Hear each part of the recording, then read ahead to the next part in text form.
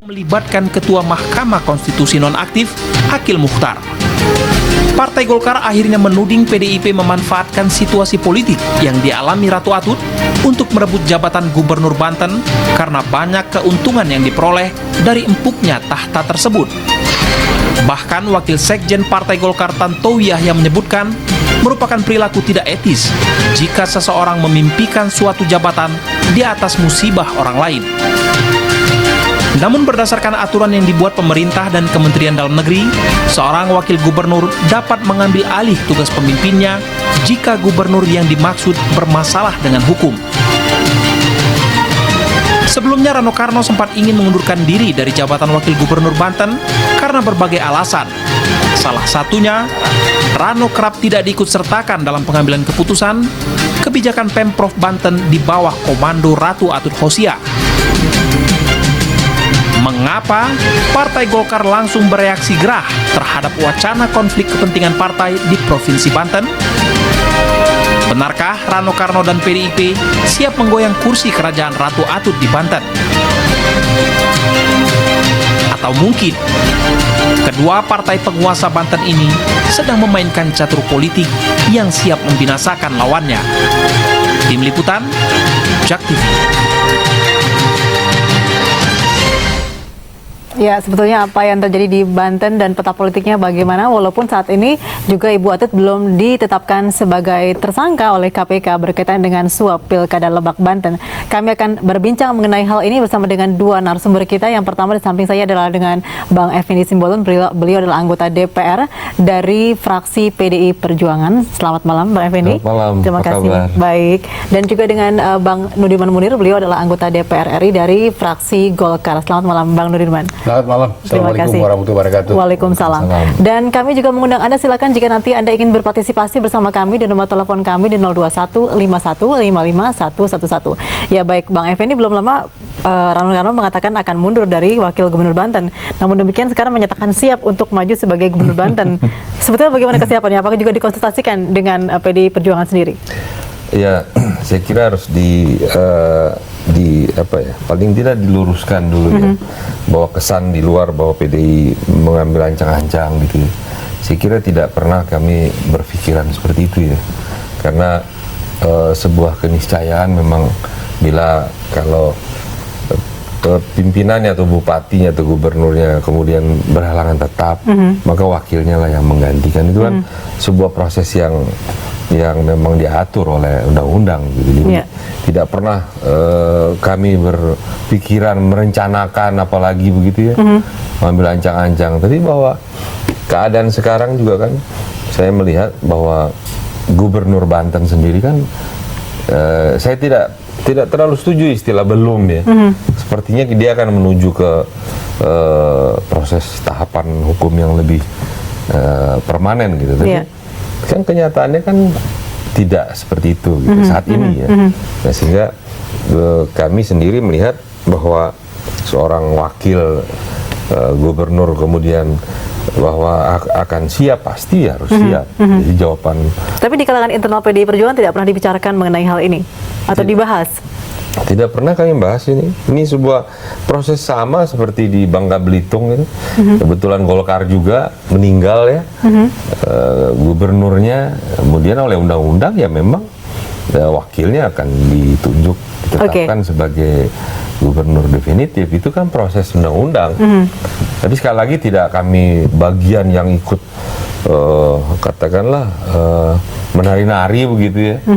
Ya kami tentu ikut prihatin karena kan ketika kita mengusung gubernur dan wakil itu kan satu paket antara Atut dengan Rano kan. Jadi PDI Perjuangan dan Golkar ketika itu bagian yang sama untuk memperjuangkan kemenangan calon di Banten. Oke, baik. Baik, Bang Nudirman Munir, kalau tidak salah Bang Indra Piliang dari Kepala Litbang Golkar mengatakan bahwa wilayah Banten itu adalah salah satu lumbung Golkar ya. Dalam hal ini adalah kepala daerah yang mungkin sangat berpengaruh di Pulau Jawa begitu, karena memang di daerah lain Golkar tidak memegang sebagai kepala daerah.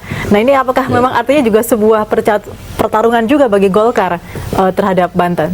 Ya, saya pikir menurut hemat saya juga apa yang disampaikan Bang Effendi Simbolon tadi artinya masuk di akal lah, tidak direncanakan, apalagi berdoa kali enggak ya. Nggak pernah lah. Nggak berencanakan atau berdoa supaya Bu Atut terkena kasus sehingga bisa digantikan oleh Rano. Saya yakin juga nggak seperti itu. Tapi kita harus menghormati masalah penegakan hukum ini. Jadi jangan kita tergesa-gesa, terburu-buru, lalu sudah memvonis seseorang itu bersalah, atau katakanlah wah ini sudah pasti tersangkut, wah ini sudah pasti ini akan jadi tersangka dan sebagainya. Jadi bukan berarti kalau dicekal tidak boleh kemana-mana lalu dianalogkan bahwa itu sudah jadikan tersangka. Itu saya rasa masih terlalu terburu-buru kita. Karena itu yang paling bagus ya azas praduga tidak bersalah tadi. Dan juga yang kedua, prosesnya juga akan masih panjang, ya kan? Karena untuk pemberhentian sementara aja juga lama, ya. Sudah itu pemberhentian tetap juga ada waktu, ada proses DPRD dan sebagainya. Jadi menurut hemat saya ya kita nggak perlu terlalu jauh berpikir, ya, terburu-buru. Apalagi ini kan sudah mau masuk tahun yang kedua ya jabatan Bu Atut dengan Rano Karno. Yeah. Jadi menurut saya lebih bagus biarkanlah mereka berdua itu bersinergi, bekerja dengan baik, tanpa kita harus memprovokasi mereka berdua. Ini kan seakan-akan memprovokasi kan. Oke. Baik, masalah sinergi dan juga masalah kerjasama tadi Bang Nurdiman, karena sebelumnya Pak Rano Karno mengatakan bahwa selama ini tidak banyak dilibatkan oleh Ibu Atut dalam hal berbagai keputusan. Tapi kan begitu. Buktinya kan dibantah sama Bu Atut. Bahkan waktu memimpin acara ke Belanda atau kemana, itu kan diserahkan kepada Rano Karno untuk melakukan itu. Jadi saya pikir ini rumor-rumor ini jangan terlalu kita terima terburu-buru ya.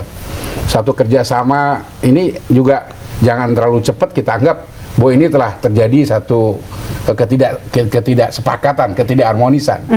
Cuma yang pasti kita harus perhatikan sekarang bahwa kita berikanlah satu kesempatan kepada penegak hukum untuk melakukan tugasnya demi bangsa dan negara ini, dan kita hormati apapun hasilnya, sehingga kita nggak terlalu apa yang berapa teman-teman bilang GR ya, artinya wah ini segera Rano akan segera menjadi gubernur dan sebagainya, karena masih banyak proses ke sana gitu ya.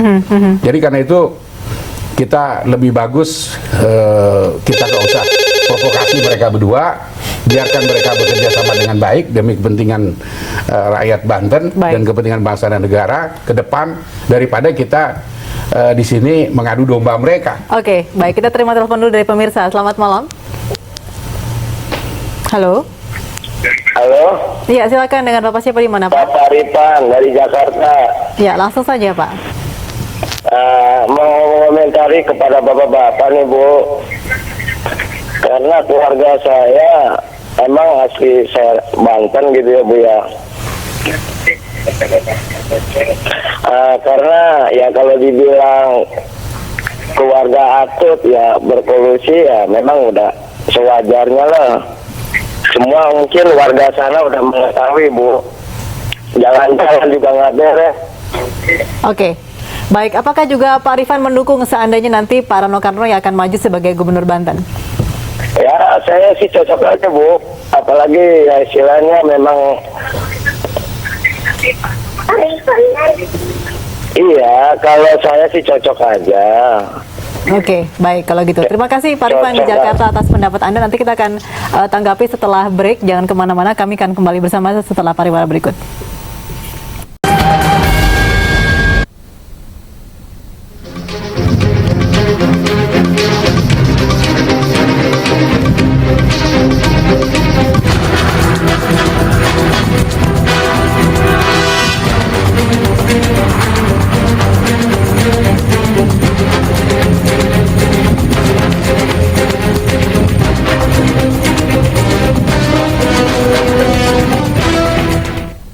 Baik, kami akan tanggapi tadi penelpon tadi Pak Rifan yang mengatakan bahwa mereka juga sudah mungkin selama ini sudah cukup, ya bisa dikatakan capek juga melihat korupsi yang dilakukan oleh keluarga Atut, dan juga mungkin mereka mengharapkan pembaruan di sini, Bang Effendi Simbolon. Ya, saya kira sah-sah saja ya, tapi tidak berarti kemudian kita melakukan cara-cara yang di luar konstitusi, di luar etika aturan yang ada kan. Saya kira di PD Perjuangan tidak pernah kita berpikir gitu ya, apalagi membuat sebuah gerakan agar yang di atasnya itu kemudian menjadi masalah hukum, masalah lain gitu ya. Kita menghormati gitu, bahwa ada kegalauan beberapa waktu lalu dalam hubungan yang mungkin kurang harmonis, itu kan dinamika ya. Dinamika saya kira bukan hanya Atutnya yang kurang, mungkin juga dari Aranonya yang belum bisa mengejas karena dengan latar belakang dari dunia yang beda kan, bisa saja kan, tapi pelan-pelan kemudian itu akan menjadi harmonis. Kalau ada kenyataan seperti sekarang masalah hukum, tapi tidak berarti serta-merta kami mengambil ancang-ancang di PDI untuk melakukan gerakan menohok ke sana sama sekali. Jadi dikonfirmasi ini tidak benar begitu tidak ya, Bang ada, Effendi ya? dan tadi juga kalau kunjungan Rano dengan Ibu Mega itu sih memang lokasi pabriknya ada di wilayah Banten. Ya wajar sebagai kepala daerah mendampingi, kebetulan juga kader dari PDI Perjuangan kan. Jadi saya kira itu bagian yang normatif yang terjadi, tapi tidak sebuah skenario seperti. Karena orang melihatnya menggambarkan bahwa saat ini memang PDIP tampaknya sedang bersinar juga dengan adanya Jokowi di sini begitu ya. Kemudian akhirnya di sebelahnya Banten pun masih ada peluang begitu Rano Karno untuk maju sebagai gubernur Banten. Ya, tapi tidak dengan cara-cara yang di luar etika kebiasaan kita ya. Saya kira Pak Rano juga orang yang baik, dan tadi kita dengar dari masyarakat juga banyaklah yang memberi support kepada Pak Rano ya. Itu pada waktunya kalau memang itu garis tangan. Tapi tidak benar kalau ada yang mengatakan bahwa itu PD Perjuangan sedang menunggangi gitu. Waduh, demo ini ya PD Perjuangan yang bayar gitu kan. Yang bayar. Padahal Bang Rano itu saudaranya Bang Mun. Oke, baik. Tanggapan Bang Nurman. Ya, jadi begini, kalau menurut hemat saya, ya kita menghormati hukum. Karena saya juga, apalagi di masalah pilkada kan, masalah pilkada ini kan yang ini sangat sensitif ya. Kalau saya bilang arteri Dahlan itu orang PDIP yang katanya 150 punya kasus, 149 dia menang di Mahkamah Konstitusi, hanya satu yang kalah gitu. Sehingga timbul pertanyaan, ini 149 yang menang ini apa jujur semua gitu ya, atau ada ini juga, ada permainan semua, ada permainan juga. Jadi ini the big question mark. Ya, tetap kita juga nggak jelas nih bagaimana semua selama ini yang terjadi. Hanya dengan kejadian meledaknya kasus yang sekarang melibatkan salah seorang keluarga Ratu Atut, bukan berarti bahwa semua mereka dianggap terlibat di sini. Saya nggak yakin itu, karena kenapa saya nggak setuju family dynasty tadi. Tapi kalau karena kemampuan, apa salahnya gitu. Tapi kalau bukan karena kemampuan lalu naik dengan cara menyuap segala macam, di daerah saya ada juga 4 anaknya sekaligus dengan dia maju sekaligus ya. Nah ini kan 5 orang anak sama bapak, ini kan juga udah nggak benar sebetulnya. Tapi kalau rakyat memilih, lalu apa yang harus kita buat, kita buat gitu ya. Barangkali untuk yang akan datang, partai-partai melihat ini, ya kan, artinya menyoroti supaya jangan family dynasty ini terjadi, karena memang untuk demokrasi ini juga kurang begitu tepat, kurang begitu bagus. Cuma kita hormatilah hukum. Jadi sampai hari ini toh Bu Atut dalam kondisi yang standar, tidak ada masalah, hanya cekal ke luar negeri. Dan itu pun juga ada batas waktu tertentu, dan setelah batas waktu tertentu itu lewat, toh dia juga bisa kemana saja. Dan saya lihat juga dalam kasusnya itu masih jauh ya kalau kita berpikir ini akan terjadi hal seperti yang pihak tertentu mengharapkan. Saya yakin bukan Bung Effendi yang mengharapkan. Saya yakin tidak. Karena status beliau masih sebagai saksi dalam hal ini dalam kasus suap pilkada Lebak Banten. Baik, kita akan angkat telepon lagi dari pemirsa. Selamat malam. Ya, langsung saja Pak, silakan dengan Bapak siapa di mana? Dari Pandeglang dengan Pak Barudin. Ya, dari Pandeglang langsung saja. Iya. Oh iya, selamat malam Bapak-bapak. Selamat malam Pak. Ya, selamat malam Pak Barudin. Iya. Assalamualaikum. Iya. Begini, kalau menurut saya, memang saya setuju dengan Bapak Simbolon dengan Pak Nudirman ya, bahwa memang masih terlalu pagi sih untuk menyatakan bahwa Bu Atut itu terlibat. Tetapi memang masyarakat ini sepertinya udah menganggap terlibat begitu ya, karena memang warga Banten udah mengerti kok bahwa Ibu Atut siapa, terus Bupati Wakil Bupati Pandeglang siapa, di Serang siapa, gitu kan, udah tahu semua gitu. Artinya walaupun tadi Pak Nudirman masih terlalu pagi, saya setuju. Tapi bahwa keterlibatannya itu lekat gitu, iya gitu kan. Nah, mengenai Rano Karno, ya memang sesuai dengan undang-undang kan, kalau memang gubernurnya atau bupatinya berhalangan kan memang secara undang-undang kan memang harus naik kan. Walaupun tadi menunggu proses kan begitu ya. Ya contohnya yang di Garut kan begitu. Jadi memang kalau kami masyarakat Pandeglang ya, itu berharap secepatnya lah KPK itu kalau memang baru terlibat ya terlibat, kalau enggak ya enggak gitu kan. Walaupun memang ya kita tidak bisa ya, terima kasih Pak Bahrudin dari Pandeglang bergabung bersama kami. Jadi semua proses dari KPK ditunggu oleh banyak pihak. Silakan menanggapi Bang Effendi sekaligus kita menutup perbincangan malam hari ini yang sangat singkat.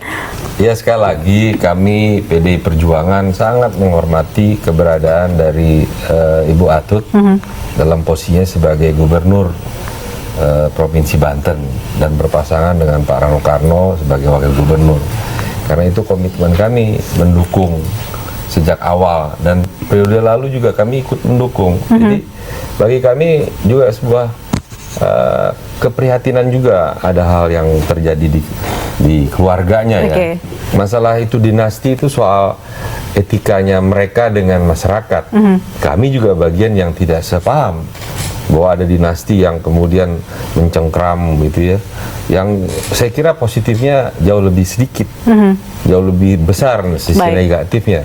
Sekali lagi kami tidak berharap bahwa ada hal yang di luar perencanaan gitu ya, dan kami jadi mengikuti proses yang ada di KPK begitu ya. Kami yakinkan bahwa Pak Rano Karno juga orang yang dari keluarga yang beretika ya, dari partai yang beretika, saya kira sangat dan nanti dari juga dengan pengawasan dari PDIP juga tentunya ya. Baik, Bang Nudirman singkat saja mungkin, mohon maaf. Saya rasa kita harus kembali kepada undang-undang, kepada konstitusi. Dalam peraturan perundang-undangan jelas kita lihat gitu diatur di pasal 29, pasal 30, pasal 31 Undang-Undang Nomor 32 tahun 2004. Dan juga kita harus menghormati hukum tadi, penegakan hukum. Jadi sepanjang itu dalam kondisi seperti ini, kita tidak usah atau tidak perlu melakukan provokasi ya terhadap kedua orang tersebut. Apalagi ada demo ya, sehingga timbullah dugaan, wah ini ditunggangi siapa ini demo ini. Nah ini juga satu hal yang membuat kita akhirnya jadi heboh sendiri, sehingga timbullah pernyataan-pernyataan yang kadang-kadang wah ini GR pengen cepet-cepet jadi gubernur. Timbullah pernyataan jadi artinya juga harus diredam dari politisi juga tentunya ya, karena yang ramai juga di DPR, di kalangan elit juga yang akhirnya ramai seperti itu. Iya, kan itu kan ada aturan pasal 29, 30, 31, dan itu bukan waktu yang sebentar proses itu. Itu makan waktu yang juga yang cukup lama. Padahal ini kita sudah tahu sudah hampir 2 tahun ya berjalan, masa jabatannya. Jadi saya rasa jangan terlalu terburu-buru, dan kita serahkanlah kepada penegakan hukum dan kita hormati itu. Baik, terima kasih Bang Nudirman Munir dan juga Bang Effendi Simbolon bersama kami dalam Ada Apa Berita. Dan tetaplah selamat malam, dan tetaplah bersama kami dalam Ada Apa Berita.